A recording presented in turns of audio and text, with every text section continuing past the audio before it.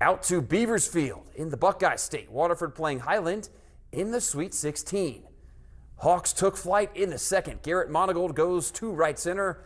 Nobody there. A bases clearing double to make it 4-0 early. Bottom three now. Cats looking to get on the board as Avery Pottmeyer draws the walk.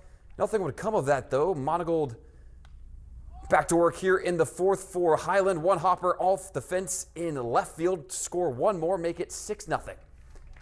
Now Griffin Monagold up there turns on one, but Cam Johnson, Johnny on the spot. Great play to take away a hit. And another one to Johnson out there in left, but there is a runner on for Hiland. It's Mike Miller, and he's able to tag and score, just beating the throw. Now guess who for the Hawks? It's Garrett Monagold again, giving Waterford problems, dumping one into right. That'll score another run. We go to Griffin Monagold one more time to close this out, keeping the hit train rolling for Hiland as the Hawks are moving on to the regional final 12-0.